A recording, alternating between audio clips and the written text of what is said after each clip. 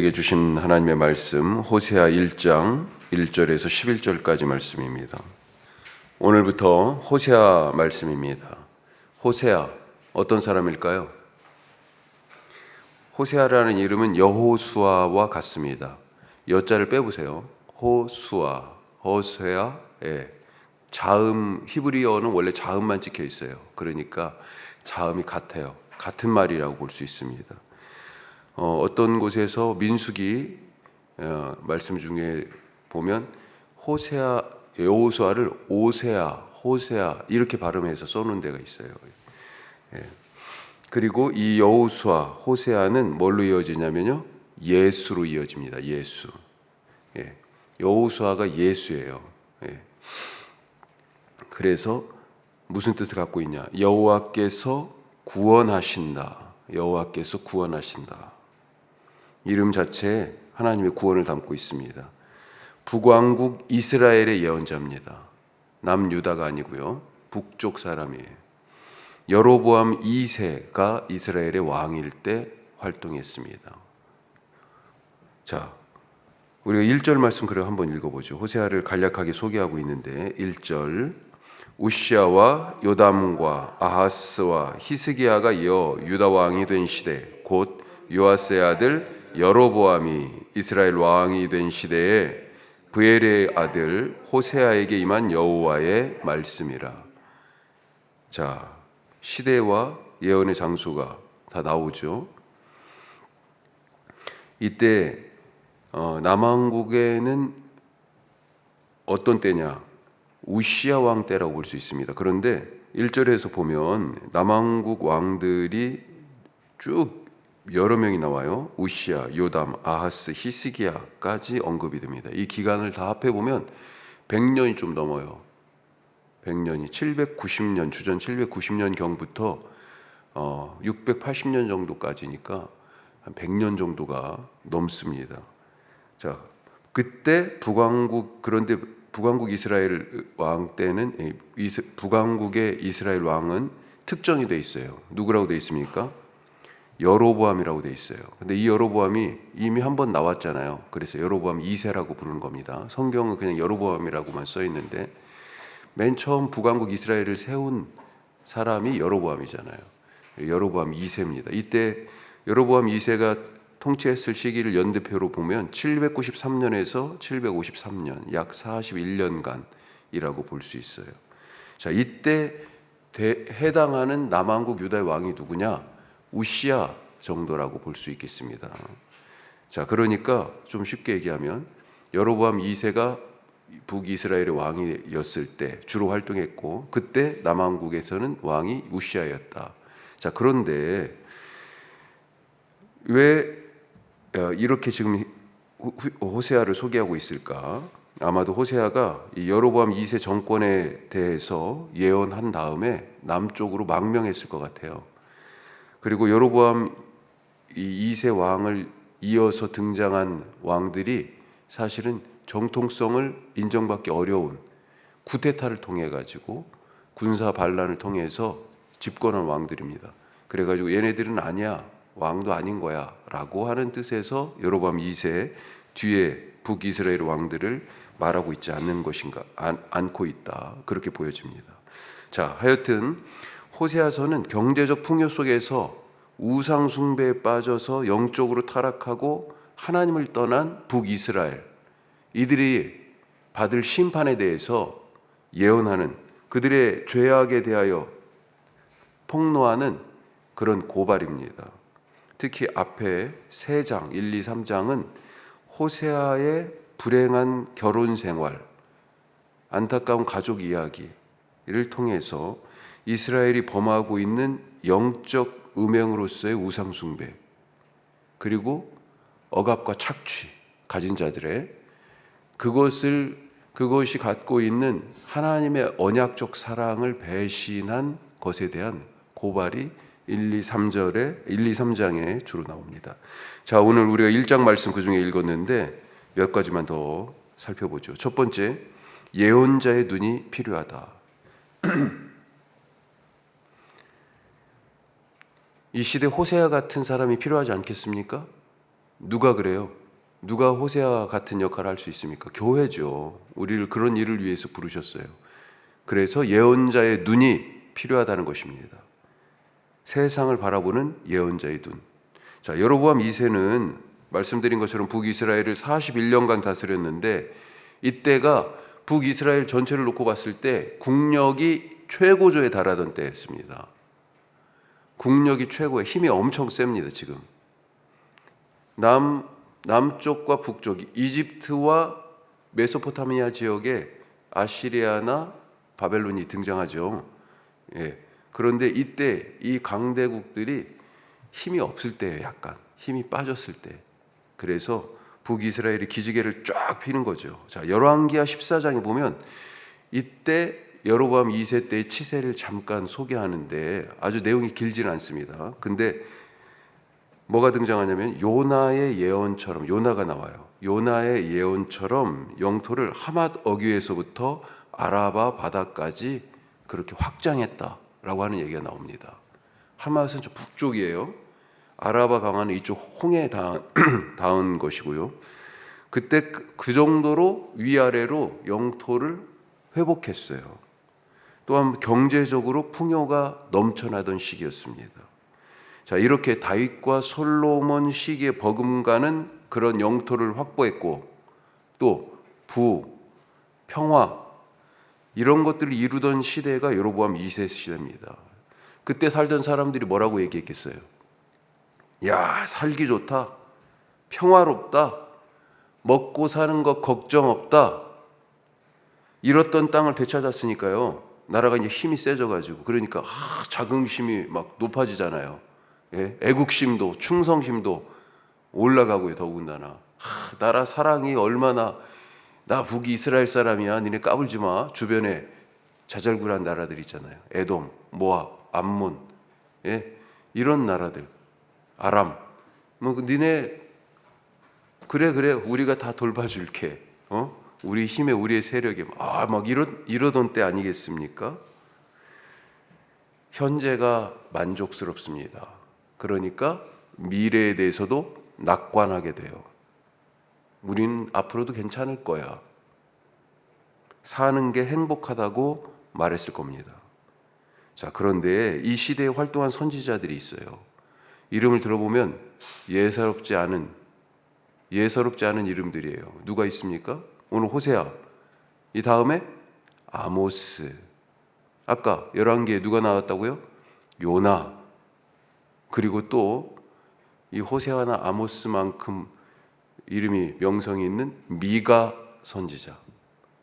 이런 선지자들이요, 이 시대에 활동을 했어요.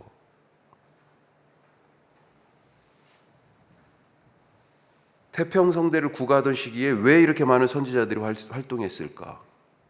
겉으로는 평화고 번영이어서 하나님이 돌보시고 축복하는 것 같지만 실제로는요, 영적으로 교만하고, 그래서 타락하고, 그래서 부패하고, 보여지는 것은 엄청 멋지게 지었어. 지금 막 북이스라엘이 그렇게 멋지게 지어졌어요. 그런데 마치 모래 위에 지은 집처럼 사상 누각, 곧 무너질 암흑의식입니다. 사실은 예언자들은 평화와 번영에 사람들이 환호하던 그때 이것에 이 평화와 번영의 본질을 꿰뚫어 보고 있는 것입니다. 우리 시대의 교회가 바로 이런 예언자의 눈이 필요하지 않습니까? 오히려 번영을 축복이라고 설교하고, 정의로 둔갑한 폭력을 두둔하고, 차별과 혐오를 방조하거나 조장하고 있는 것, 예언자의 눈이 아니라 오히려 그러고 있는 것 아니에요, 교회가? 예언자의 눈을 갖도록 기도할 수 있길 바랍니다. 교회가 예언자의 눈이 필요하다고 그러면 그게 무슨 얘기예요? 우리는 항상 이 교회라고 하는 말 속에 자기를 자꾸 숨겨요. 예, 나예요, 내가 교회잖아요. 그렇죠? 우리가 교회잖아요. 우리가 눈이 어두운데 어떻게 예언자의 눈으로 세상 속에 교회의 사명 얘기할 수 있어요?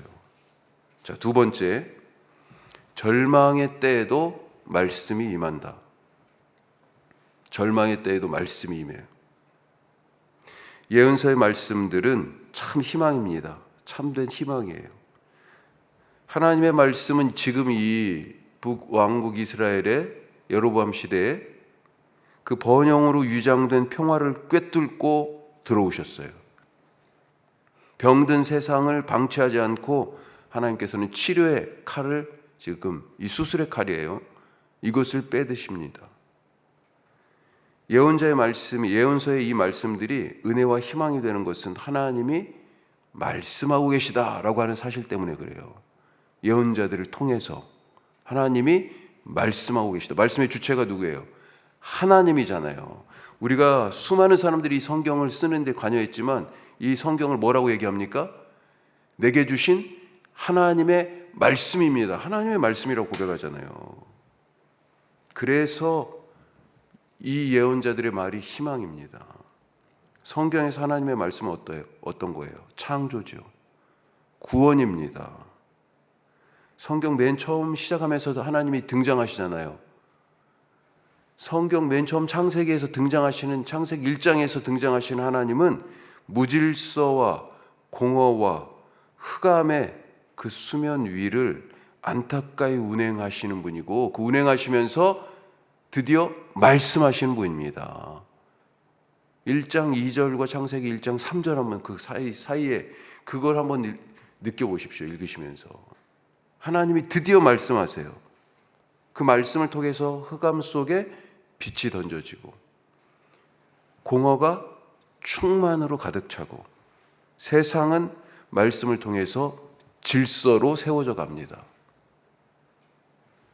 지금 흑암이 깊고 각자 자기 생각으로 내가 맞아 이게 뭐예요? 무질서 아니에요.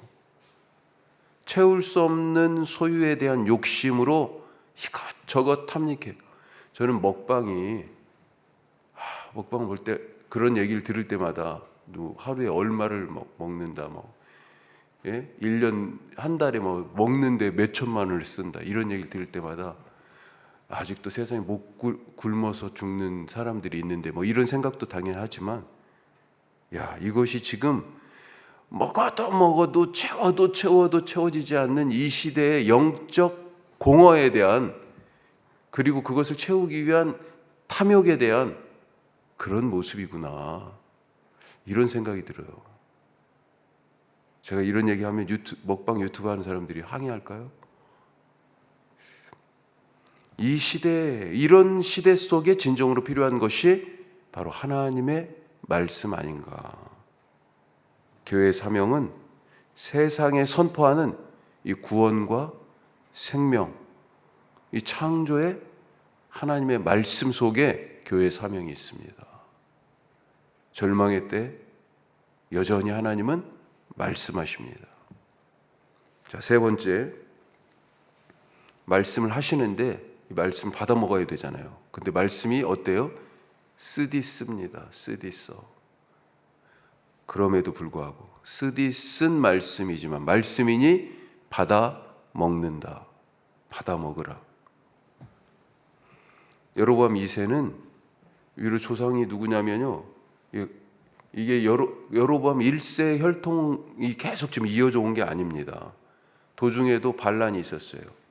시므리도 반란에서 왕이 됐는데 7일 전하로 끝났습니다. 그를 쫓아내고 왕이 된 게 오므리예요. 오므리. 그리고 오므리의 아들이 누구냐? 아합 왕입니다. 그런데 이 아합의 폭정에 대하여 하나님 심판하셨죠. 누구를 사용하셨어요? 예후. 이 예후의 후손이에요. 지금 왕이 계속 다른 가문이 되는 겁니다.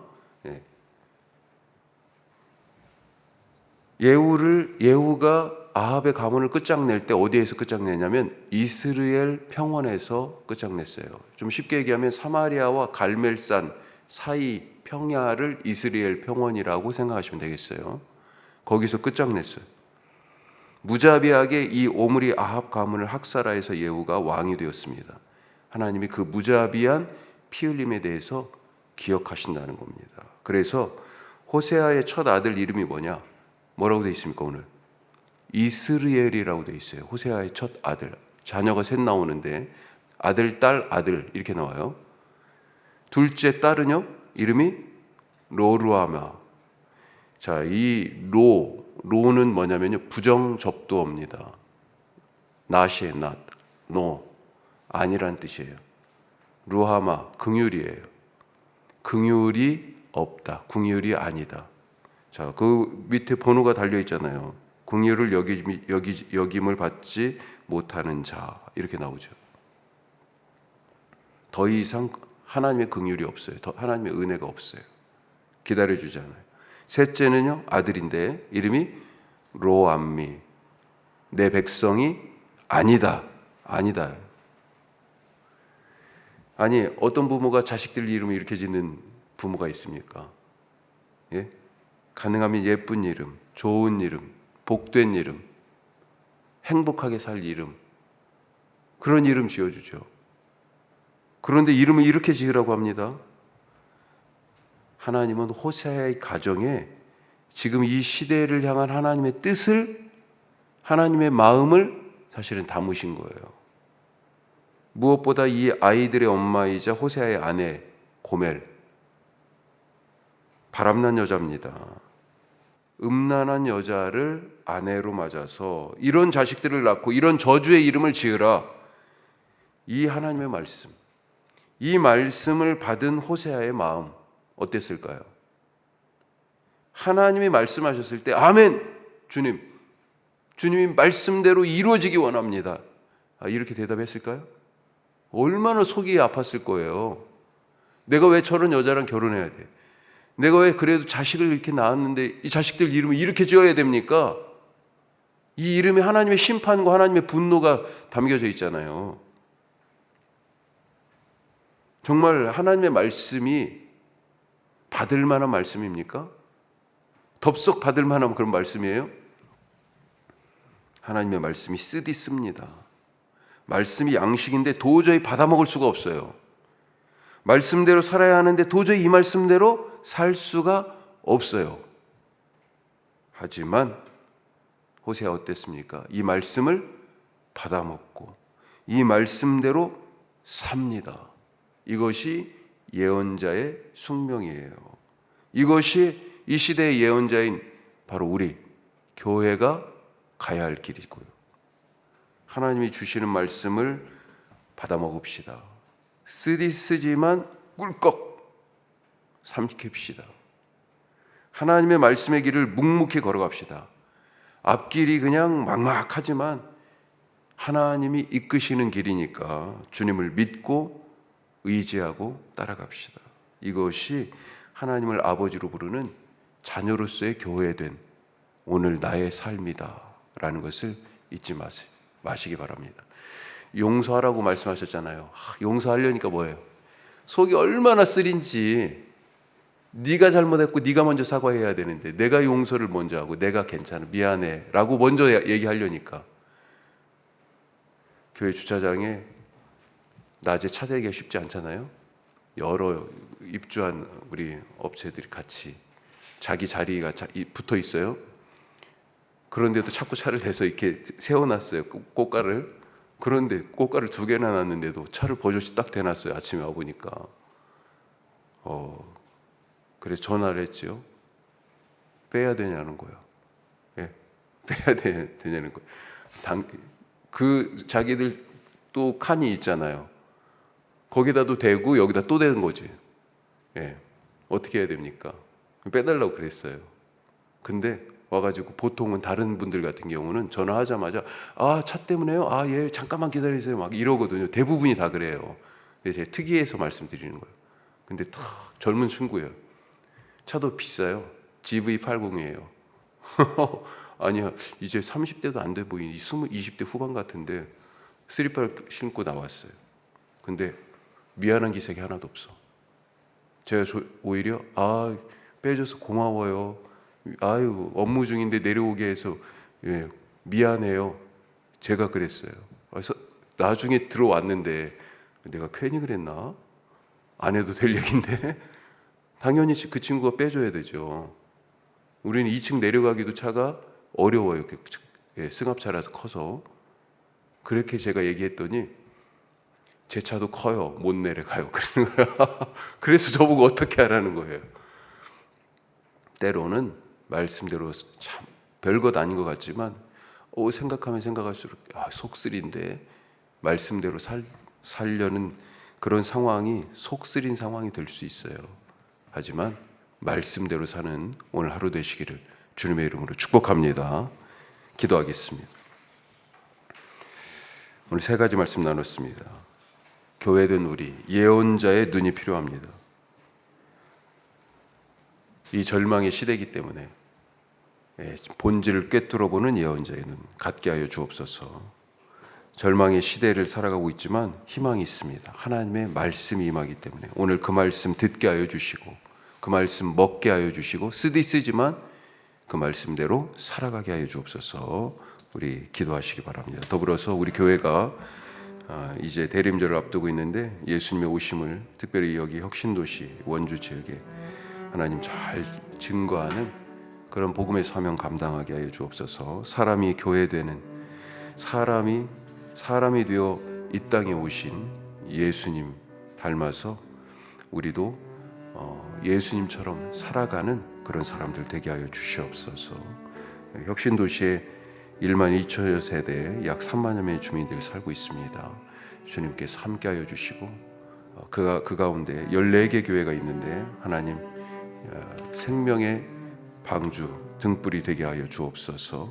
우리 다 같이 기도하시겠습니다.